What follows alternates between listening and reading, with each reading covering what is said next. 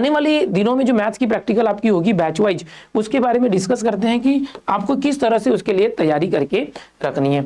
तो बच्चों सबसे पहले आपको बता दूं कि जो मैथ्स है इसके प्रैक्टिकल 20 मार्क्स के होने वाले हैं।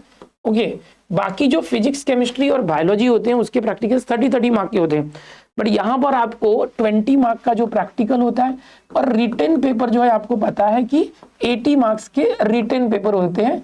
बोर्ड एग्जाम के थियरी पेपर के अंदर 80 मार्क्स आएंगे, वो तो बाद में हम देखेंगे। अब अगर कोई 20 मार्क का प्रैक्टिकल एग्जाम होगा तो उसके अंदर किस तरह से क्वेश्चंस होते हैं। तो बच्चों आपको बता दूं कि जो प्रैक्टिकल एग्जाम आप देने जाओगे तो आपका जो जर्नल है यानी प्रैक्टिकल बुक जिसको हम बोलेंगे हैंडबुक, उसको आपने कंप्लीट किया होगा इस तरीके से। अगर हम आपके हैंडबुक के इंडेक्स की बात करें तो मैथ्स 1 के अंदर इस तरह से हर एक चैप्टर के ऊपर आपको एक एक जो है एक्सपेरिमेंट मिलेगा, जिस तरह से है यहाँ पर देखेंगे। ओके, यहाँ पर ट्रिग्नोमेट्री के लिए 2 हो गया, इसलिए 7 के बदले 8 चैप्टर दिख रहा है आपको। और यहाँ पर मैथ्स 2 के अंदर भी हर चैप्टर के ऊपर एक्सपेरिमेंट्स दिए गए हैं। ओके, जिसके अंदर बड़े कुछ ना कुछ क्वेश्चंस होते हैं, हर चैप्टर के क्वेश्चंस होते हैं। जैसे कि यहाँ पर देखो एप्लीकेशन ऑफ डेरिवेटिव्स है। ओके, अब एप्लीकेशन ऑफ डेरिवेटिव्स 1 और 2 किया गया, डिफरेंशिएशन चैप्टर हटा दिया क्योंकि हमें डिफरेंशिएशन का एप्लीकेशन सीखना है। तो यहाँ पर एप्लीकेशन ऑफ डेरिवेटिव वाले क्वेश्चन है 1, 2 में कुछ एक एक्सपेरिमेंट के अंदर कुछ क्वेश्चन है, कुछ क्वेश्चन है। वैसे ही इनडेफिनेट इंटीग्रेशन आपको नहीं है क्योंकि डेफिनेट इंटीग्रेशन है, उसको भी 1, 2 किया गया। तो ये जो भी सिलेबस आपने किया हुआ है इसमें से ही क्वेश्चन पूछे जाएंगे। बहुत सारे कॉलेजेस में बता दिया जाएगा कि इसमें से कौन कौन से जो टॉपिक्स है या एक्सपेरिमेंट है वो आपको पढ़ के आने। कॉलेज टू कॉलेज डिपेंड करता है, टीचर टू टीचर डिपेंड करता है कि वो एग्जाम में कितने क्वेश्चन रखने वाले। बहुत सारे कॉलेज वाले जो है टीचर्स होते हैं इंटरनल, वो हेल्प कर देते हैं, पहले ही बच्चों को इन्फॉर्म कर देते हैं कि ये लिमिटेड आप पढ़ के आना, इतने में से मैं देने वाला हूँ। ठीक है, तो बिल्कुल टेंशन नहीं लेना है। आप अपने टीचर्स की बातों पे गौर करो कि उन्होंने क्या क्या बताया है, या अपने दोस्तों से कंफर्म कर लो कि भाई मैथ्स प्रैक्टिकल के लिए क्या इंस्ट्रक्शन दिए गए। तो एक्चुअल में जो मैथ्स प्रैक्टिकल होगा बच्चों, यहाँ पर टोटल जो है 4 क्वेश्चन आपको पूछे जाएंगे पूरे प्रैक्टिकल की हैंडबुक में से। जो भी टीचर ने परफॉर्म कराया होगा या जो भी टीचर्स ने आपको इंस्ट्रक्शन दिए होंगे कि इतना पढ़ के आना, उसको बराबर ध्यान रखना है।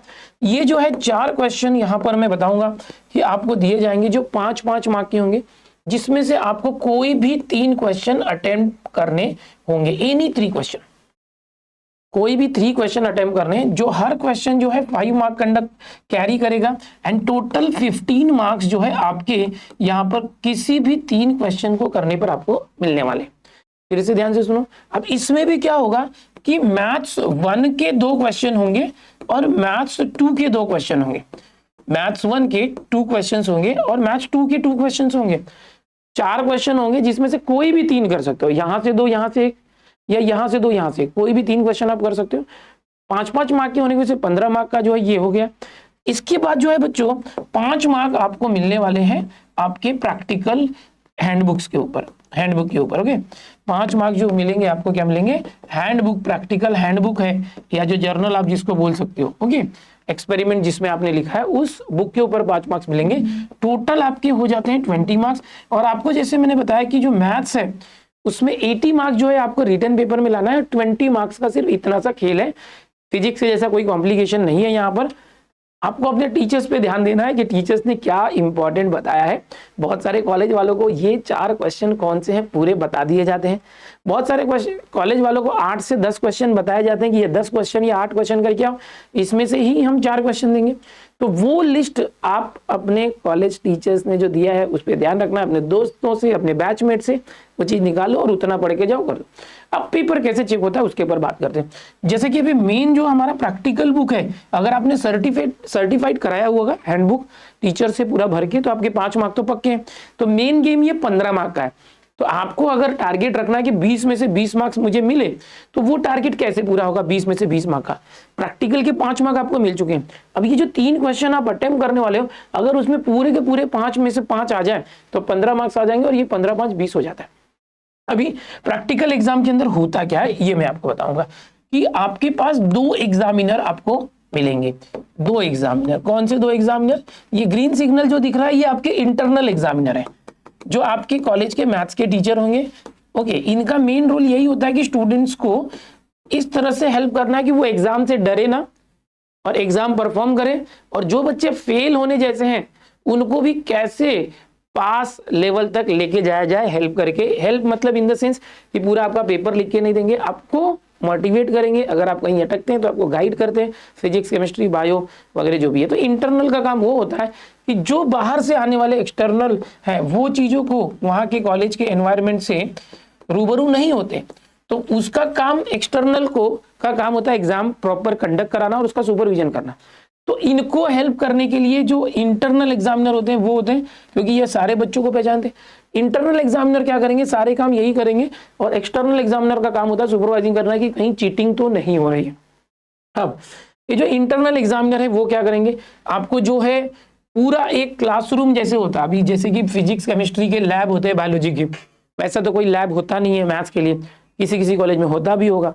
तो जनरली क्या करते हैं कि एक क्लासरूम के अंदर बच्चों को जो है सीटिंग अरेंजमेंट के हिसाब से बैच वाइज बिठा दिया जाता है, कि अगर समझो आपके कॉलेज में 20-20 का बैच बनाया या 30 का बैच बनाया, उस हिसाब से उस बैच वाइज बच्चों को क्लासरूम में बिठा दिया जाएगा। टीचर जो है आते हैं, ओके, और जो क्वेश्चन पेपर होता है जिसकी हम बात करें, जिसमें क्वेश्चंस लिखे होंगे, वो सारे स्टूडेंट्स को डिस्ट्रीब्यूट कर दिए जाते हैं।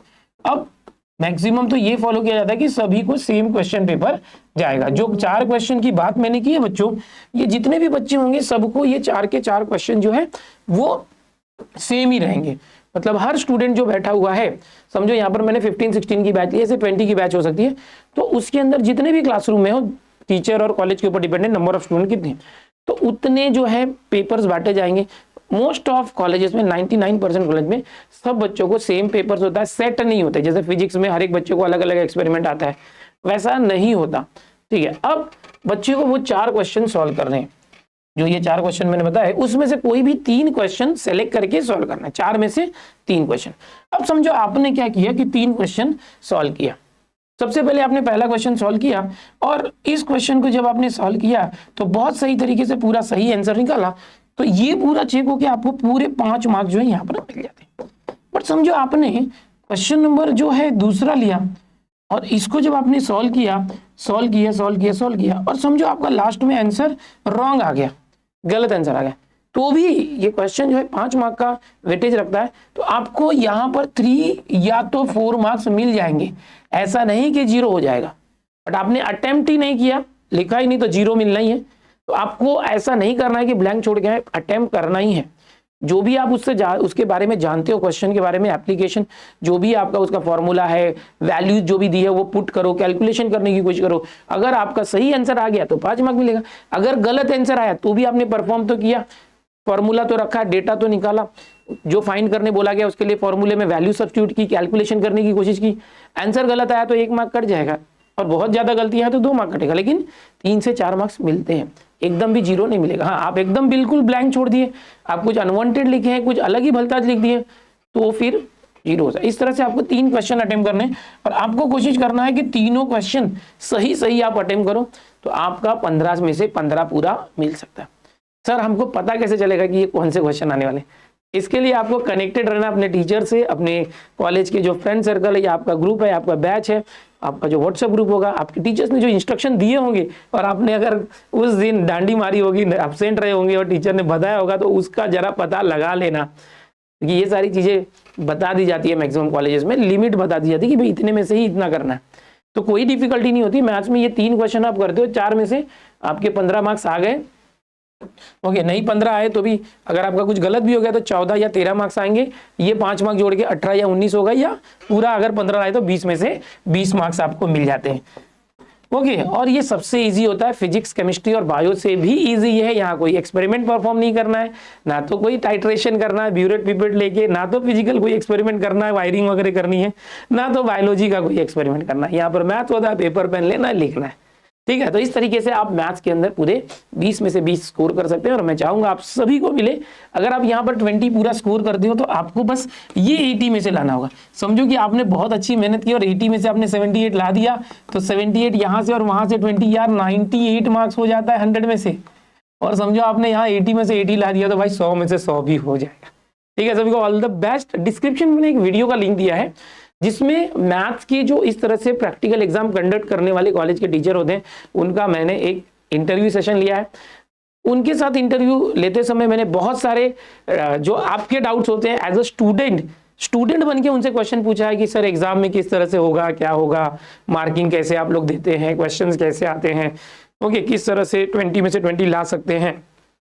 आपके स्टूडेंट बन के मैंने उनसे इंटरव्यू लेते हुए जवाब पूछा है और उन्होंने बहुत अच्छे से बताया कि किस तरह से सब प्रैक्टिकल एग्जाम कंडक्ट होते हैं। तो वो वीडियो जरूर देखिए, डिस्क्रिप्शन में लिंक है जिससे आपको पता चलेगा। और किसी की फिजिक्स एक्सपेरिमेंट बाकी है, फिजिक्स का प्रैक्टिकल, उसका भी मैंने वीडियो बनाया था, वो भी लिंक डिस्क्रिप्शन में, उसको भी जरूर देखिए। मिलते हैं अगले वीडियो में। चैनल पर पहली बार आए, चैनल को सब्सक्राइब कर लो, वीडियो को अपने दोस्तों में ज्यादा शेयर करो, और आपके मन में अभी भी कुछ डाउट है, शंका है, तो कमेंट में जरूर पूछो, मैं आपके डाउट्स रिजॉल्व करने की कोशिश करूंगा। Bye everyone, take care.